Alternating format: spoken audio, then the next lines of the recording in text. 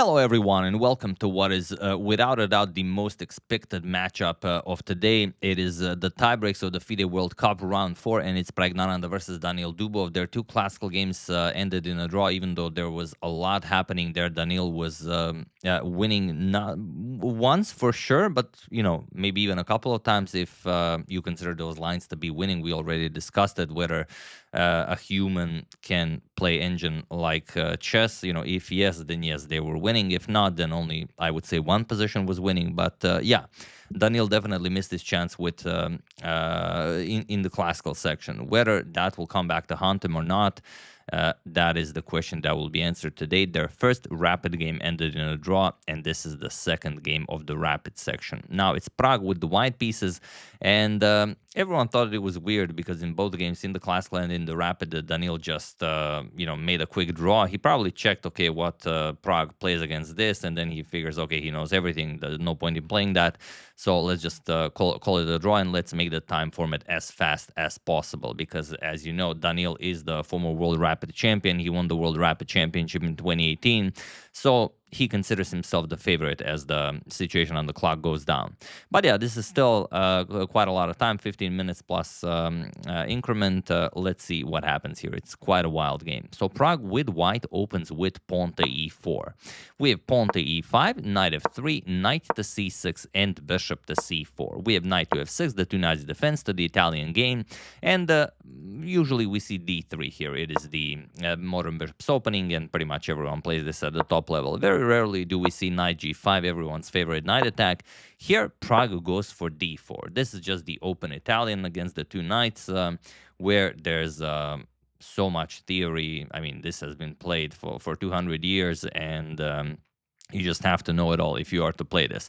And keep in mind Prague's situation on the clock. He plays his moves almost instantly, gaining so much time that he goes into 16-minute territory.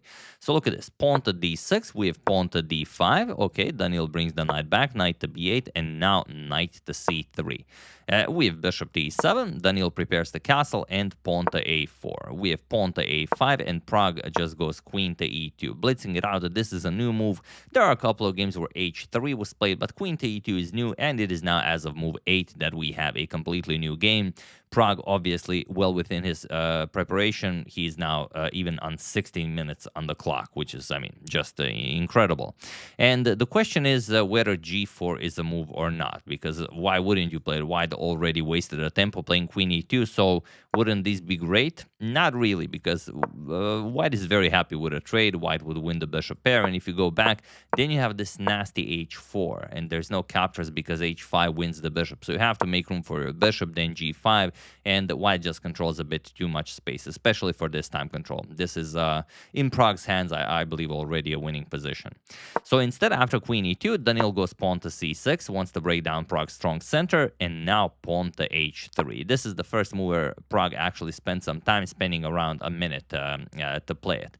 We have knight a6. Daniil says, all right, at some point, I've already prevented you from playing pawn to b4, so c5 seems like an optimal outpost for my knight. We have castles, and rook to d1. Okay, nicely aligning the rook with the black queen. At some point, captures on c6 might occur, and that d6 pawn could be a little bit weak. Also, maybe captures here, knight captures, captures on c6, knight captures on e5 might be an idea, as the d pawn will be pinned. So definitely something to consider. So Daniil goes queen to c7, of course, why wouldn't you? And now bishop to g5. Daniil says, all right, that is a very nicely placed bishop. Let's just get it away from there. And Prague says, all right, I could bring it back, bishop to e3. I have a different idea. Bishop captures on f6, bishop captures, and knight to d2.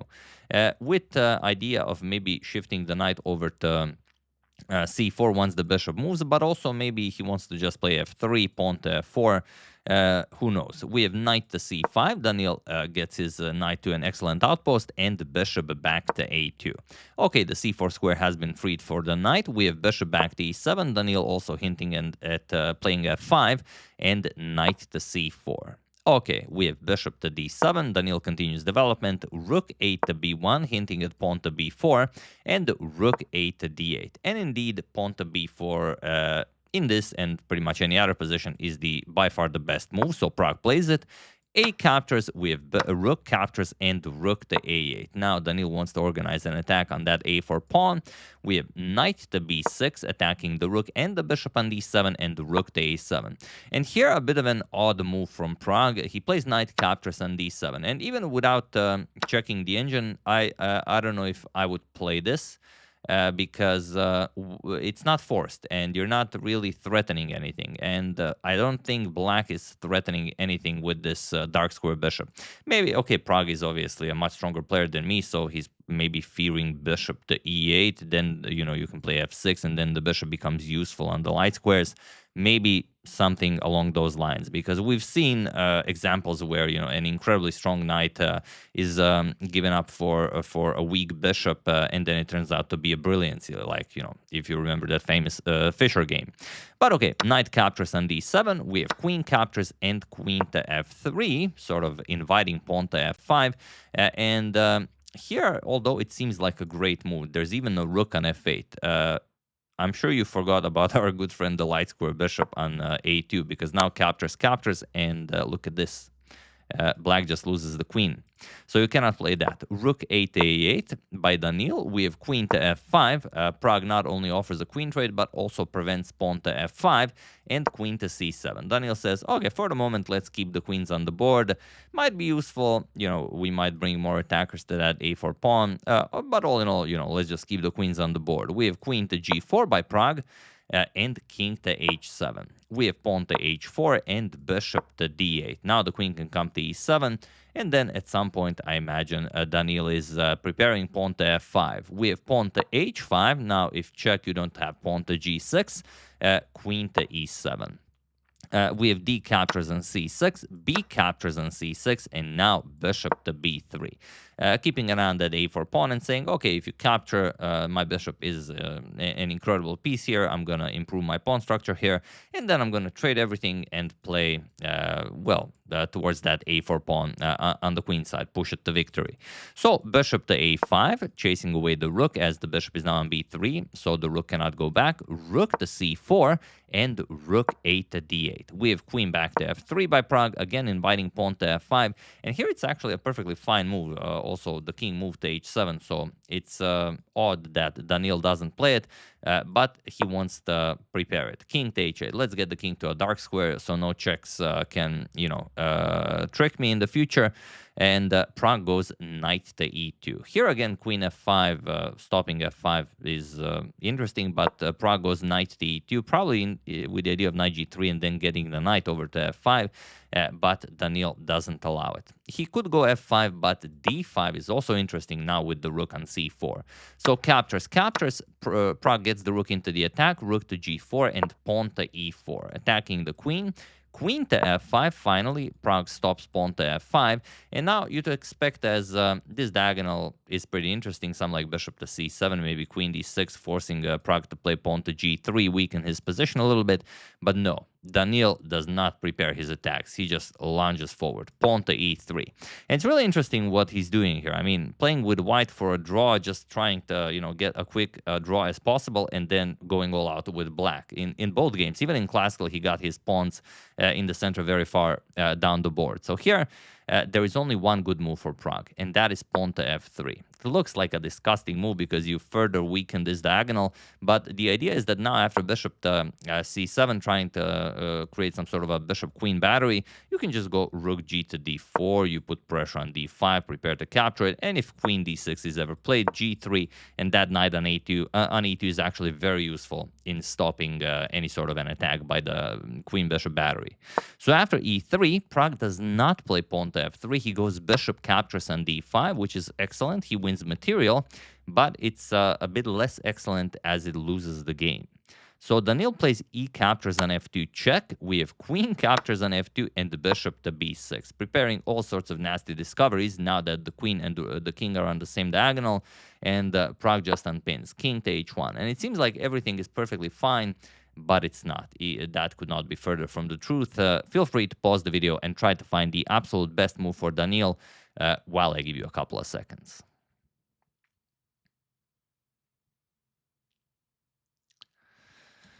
For those of you who found knight to d7, congratulations, that is almost the best move. And for those of you who found knight to d3, that is indeed the best move. The engine says they're both, almost equally nice, but I mean, who are we kidding? This is way cooler. So we're going with knight to d3, and that is what Daniil played. And it sacrifices the bishop, so there's really not much you can do here. You can't really avoid capturing it because your knight on e2 is also hanging. So if you play something like queen f1, just knight f2 check with a monster fork here, forking everything, costing you a full rook.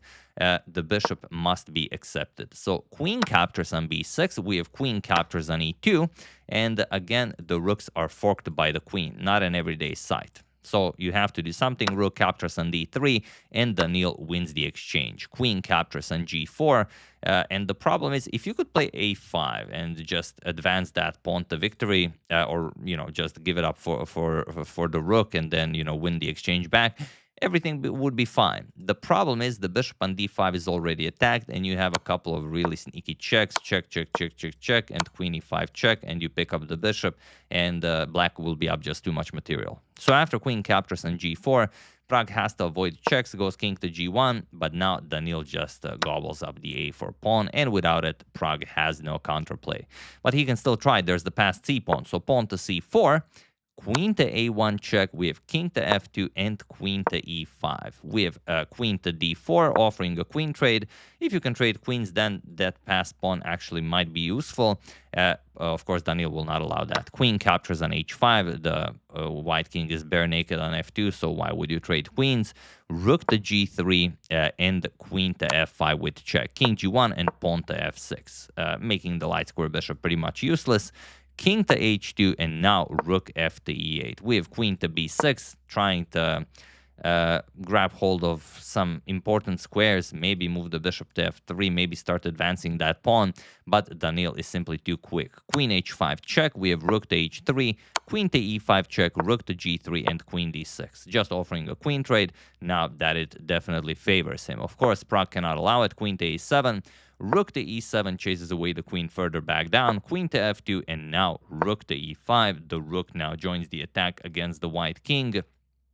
We have king to g1 and the rook d to e8, and there is no defense against rook to e1. Pragg played it, but he was also in this position on move 53 that Praggnanandhaa resigned the game, as there is nothing more to be done here, which means that Praggnanandhaa is eliminated from the World Cup, and Daniil Dubov goes into round 5. And I will keep you guys posted. We're going to discuss everything that happened in all of the rounds once all of the rounds finish, and then we're going to check who is out and who is going into round 5.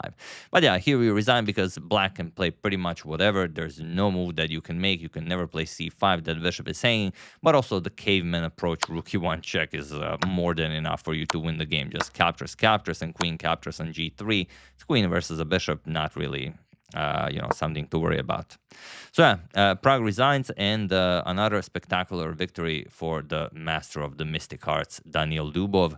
And yeah, he just draws his games with white in a couple of moves. The previous game took him like 5 minutes to draw, and then with black, he just unleashes the fury. Like I said in the previous video, it's sad that we have to see one of them go. But, as far as the candidates go, Pragg will probably like 99% qualify via the FIDE circuit. So we will be seeing Praggnanandhaa in the candidates, but now we might also be seeing Daniil Dubov in the candidates. So yeah, and I said in the previous match as well against Robert Hovhannisyan that Pragg missed some chances, and I said that if he does this against Daniil will not miss them, and Daniil did not miss them.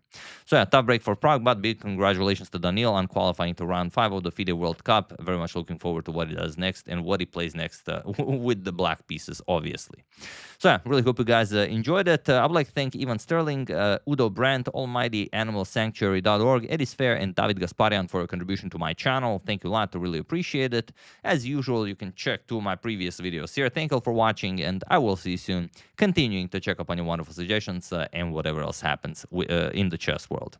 Thank you all. I will see you soon, and have an excellent rest of your day. And if you want to learn really cool, tricky ideas to play like Daniil here, first link in the description below. Download Lotus Chess and prepare, to play some incredible chess. See you soon.